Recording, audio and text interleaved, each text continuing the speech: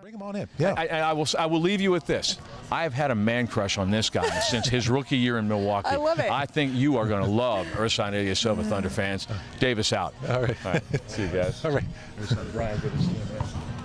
Hi, Ersan. How are you? Leslie McCaslin. Nice to meet you. This is Michael Cage.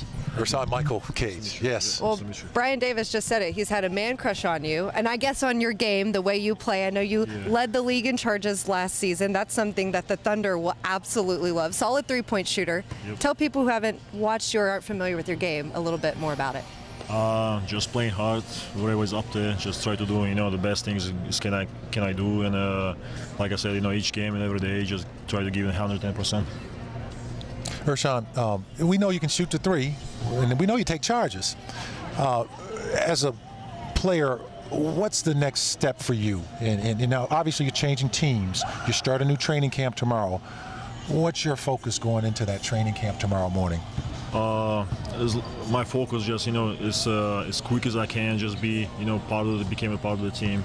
Obviously, new coach, new teammates, and it's all about the transition, And so far I was here like for 2 weeks, and the organization is great. People who work for it just try to help you as much as they can. And so far I'm just like, the positive and looking forward to it. And I think we have a really good, team, and obviously the fans we have here. Obviously, we play with them, but if we play in front of them, they're really passionate about.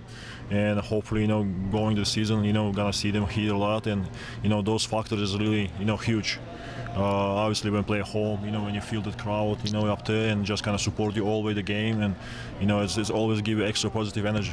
Is that something that when you've played against the Thunder and all of a sudden you get to play with them, that you think, oh yes, that crowd's on my side now? Yeah, definitely. Like, when you play against 5 guys, you feel like you play against 6 guys. And those guys, it's just cheer for them whole game long. And in my mind, I don't remember what year it was when I was with Milwaukee Bucks and we play against Thunders, at home here.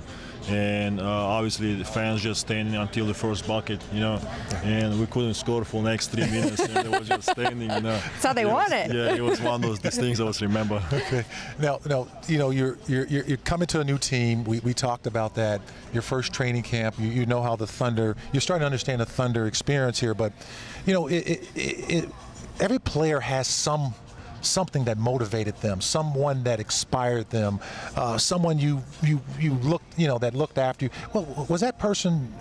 Do you have that person? Is there anyone you can think of that really touched you along the way to help develop you, get to where you are, to share with our fans? I will say, when I was grow up, obviously, when you grow up in Turkey, overseas, it's the first thing, you have to play the soccer. Right. It's kind of mandatory thing because, when you play going outside, it's always kids does, play football. We call soccer. So, and my mom kind of, just pushed me into it. Just, asked me one time, you're gonna try to play basketball, and she, playing basketball in a soccer nation. Yeah, it was a little bit tough, because everybody more focused, on the soccer, and obviously when you play outside, we don't have, hoop outside. It's more, they put the goals, with the 2, things on top, and put the goalkeeper and play soccer. But, she kind of, gave me the basketball in my hands first. I try out and I love it, and I love it. And since then, I started playing professional when I was 14 years old. I think the basketball teach me a lot. It's more like a life lesson. Obviously, when you play, professionally, and you travel a lot, see different countries, play with different teammates, during my whole career, kind of try to learn from them, their point of view on life and stuff. And I will say, that guy who I was drafted by Milwaukee in 2005, Tony Kukoc was, part of the team, and he one of those guys, who I was looked up to it. He's obviously have a lot of experience back in Chicago, play with, win a lot of championships and stuff. It's why, the reason I wear number 7 is kind of, because of Tony Kukoc. Yes, okay. I was, I was one of those guys who I was always admired. Now, did you watch Tony growing up when he was with the Bulls? And yeah, I watched. We play for the national team with the Croatia. It's kind of all the way through, and I was really excited. When I was drafted, and he was part of the team at the time.